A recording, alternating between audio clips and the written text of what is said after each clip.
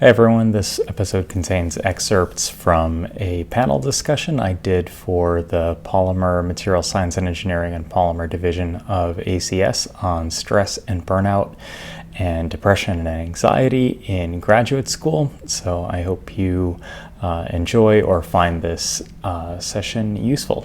Also, I cut out the original questions and all of the references to other people on the panel. What is your background and how did you become interested in mental health of academic researchers? Good morning or afternoon or evening, as the case may be. My name is Darren Lapomi. I'm a professor of nano and chemical engineering at UC San Diego. I'm also the associate dean for students in the School of Engineering.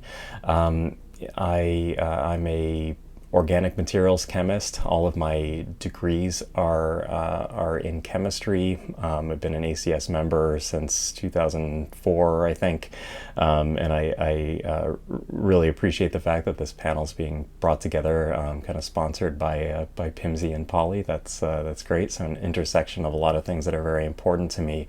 I became interested in mental health issues in graduate education.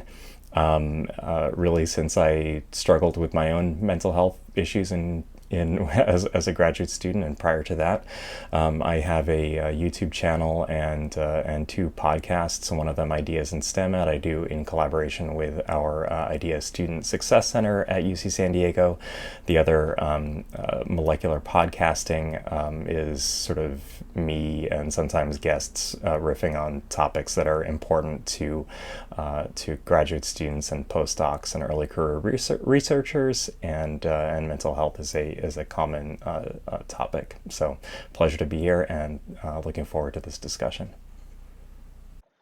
Is there something special about researchers that make them especially susceptible to mental health challenges? I do feel that there's something special about the brain chemistry, neurology, neurobiology about scientists and engineers, and people who go into research. I think that we are often people that have a degree of perfectionism, which often is associated with anxiety about circumstances in which you may feel imperfect or feel like an imposter.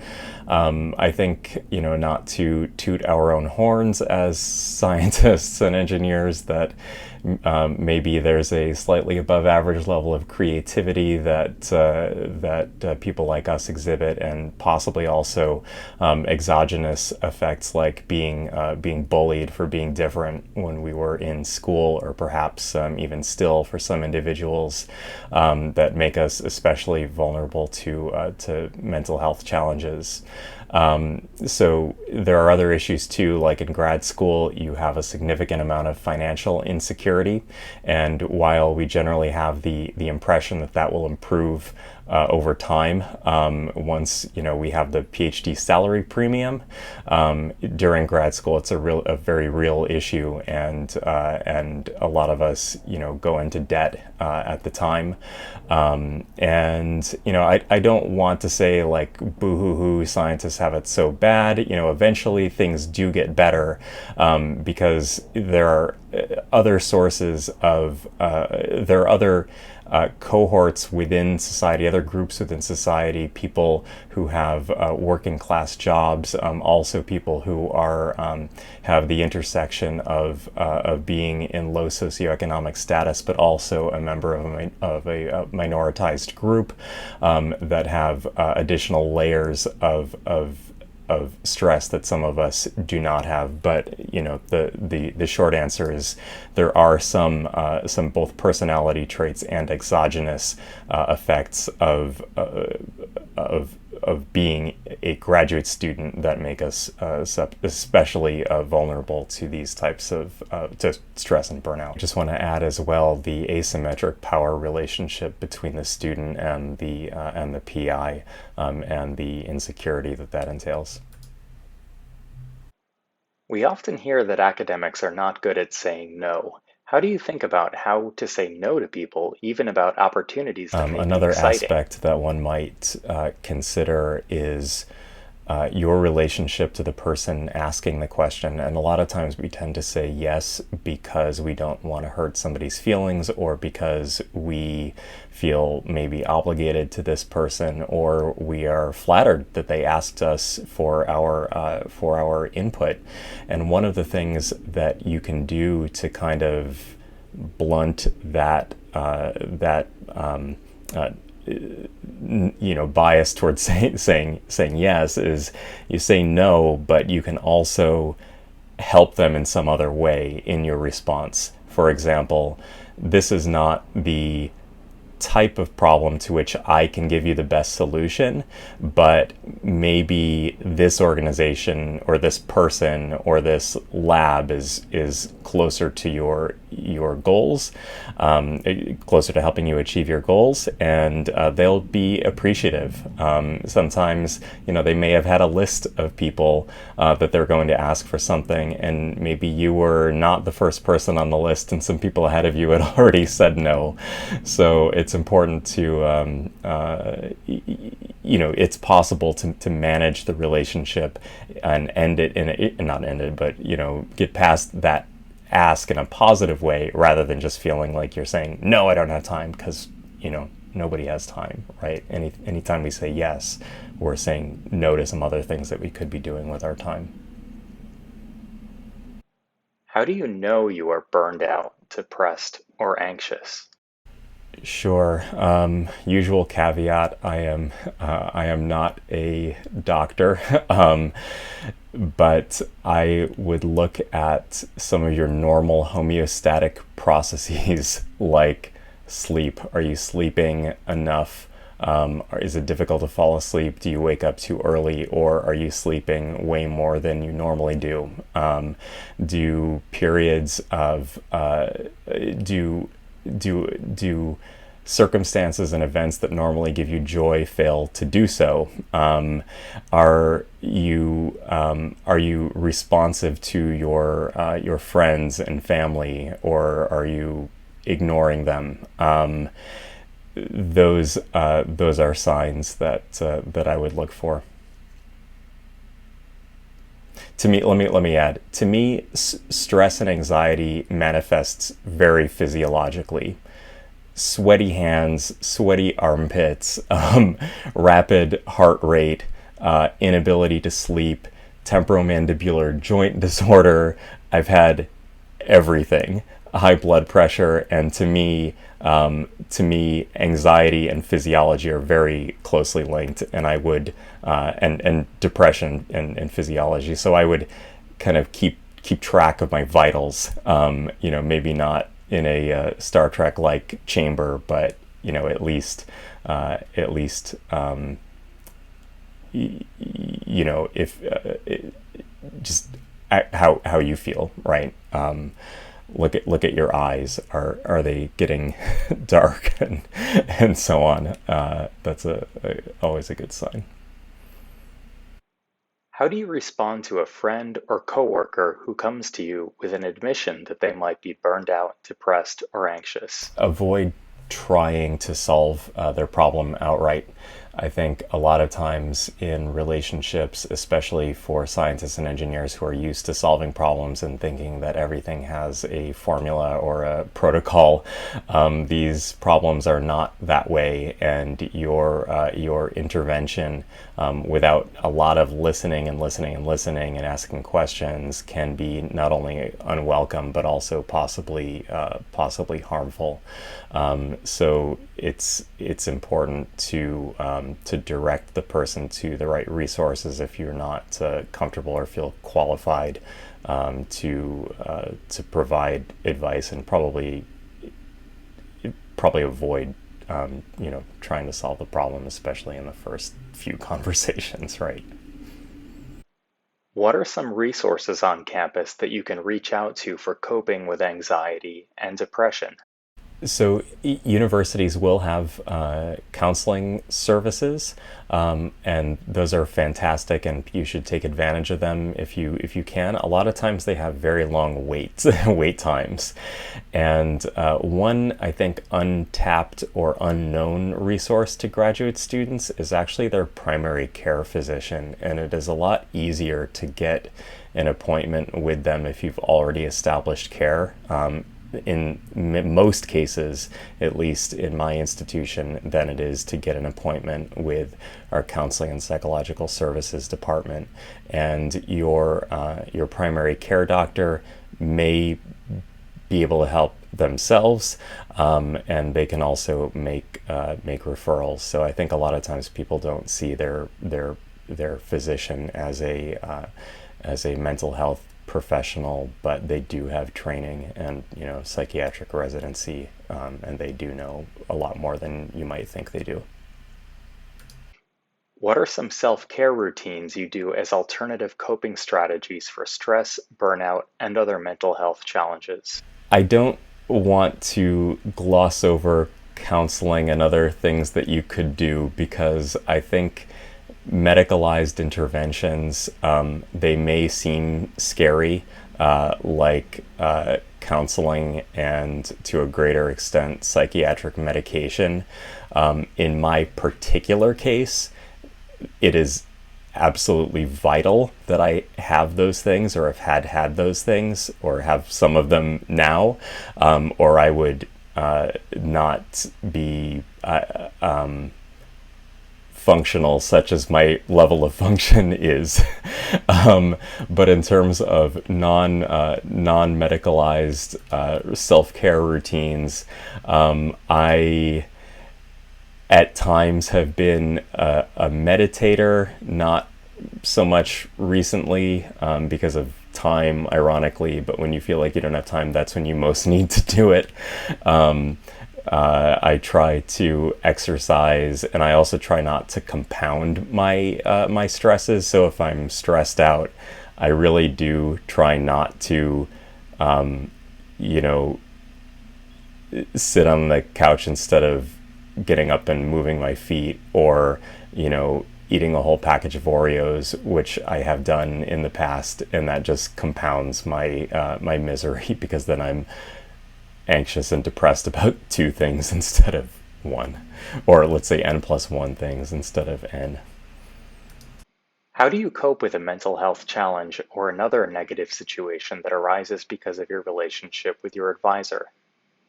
We want to avoid a scenario in which we have an advisor that is known to be abusive.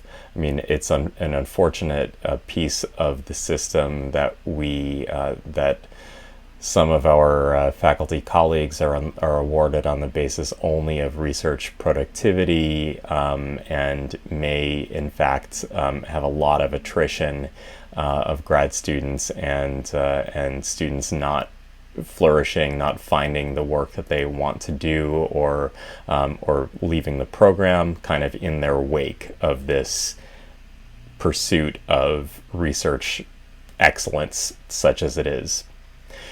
But once a student is in a scenario where they couldn't have predicted the type of relationship that is developed, what do you do then? Well, if it's relatively early on, I would advise somebody to switch labs.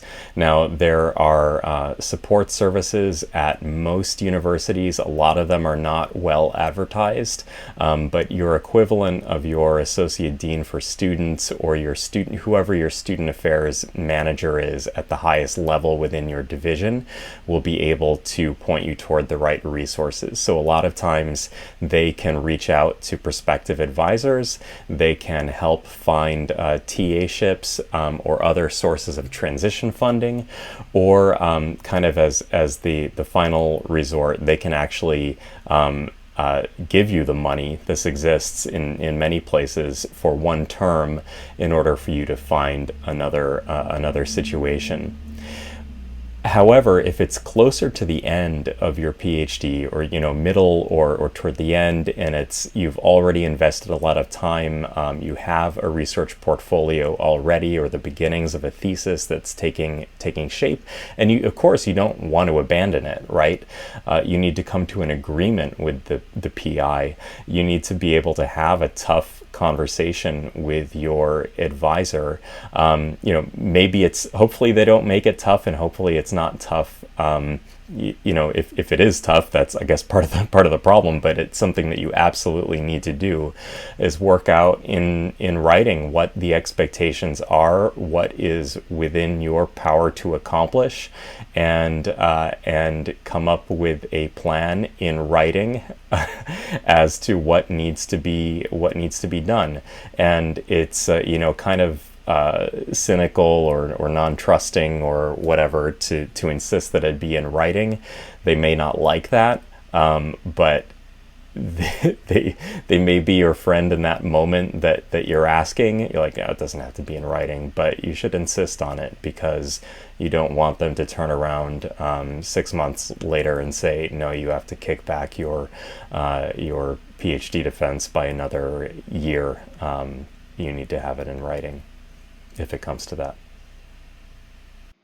Should I feel bad about taking a weekday off for self-care? One of the reasons that you want to take a weekday off is probably because you've been putting in time after 5 p.m. or on the weekends, and you have definitely accumulated enough credit with yourself and your work and your advisor to take a day off. And you can continually internalize the fact that not only have you put in that overtime before, but you probably will in the future. How do you say no or get out of things that you don't want to do? I think so academia has a lot of problems in this regard. One of the bright spots in academia is that you can take off time during the day. You sometimes have flexibility that you might not have if it's another type of work arrangement. I mean, it's a cliche at this point that in academia you can work any 80 hours a week that you want, but there is some truth to the fact that if, as a grad student, like, I could go to like the mall during the day, and it was like okay. In my particular case, not that my advisor wasn't pretty hard charging, because he was, but he wasn't checking the back of my chair for my coat. So there's at least that kind of levelizing effect in time management in graduate school or academia, more broadly.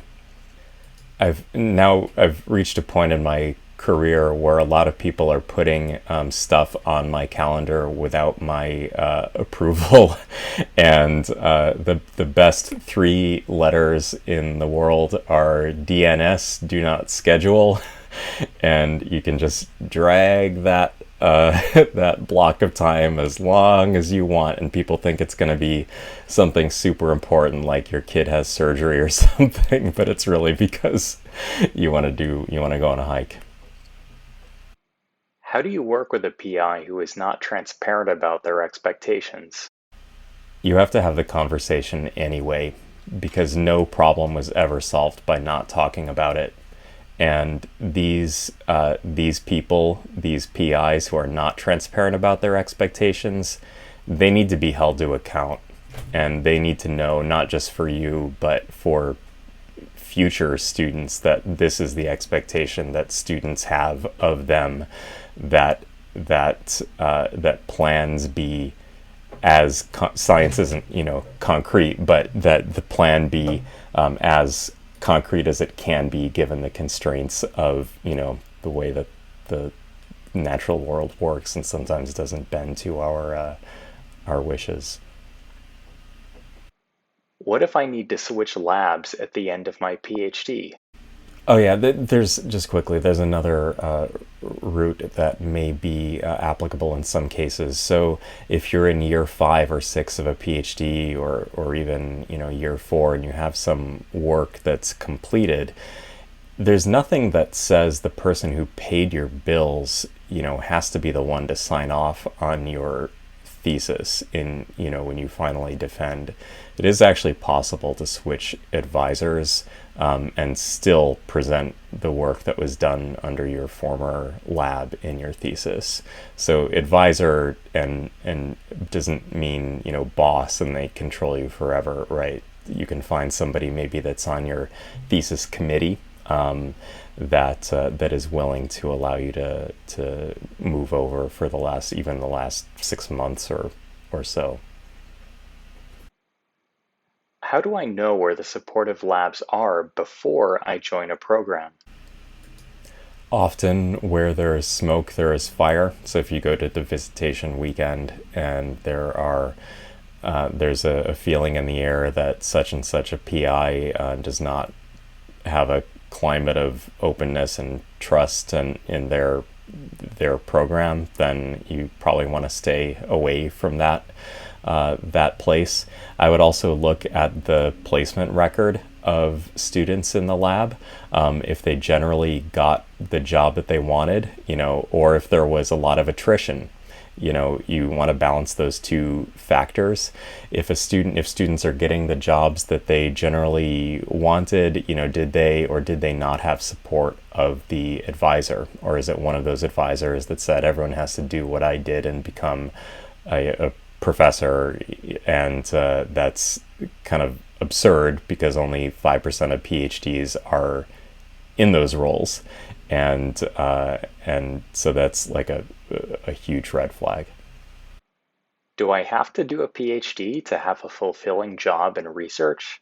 Yeah, a PhD is only one of the ways that you can get the kind of experience you want for the life you want to have, the professional life that you want to have.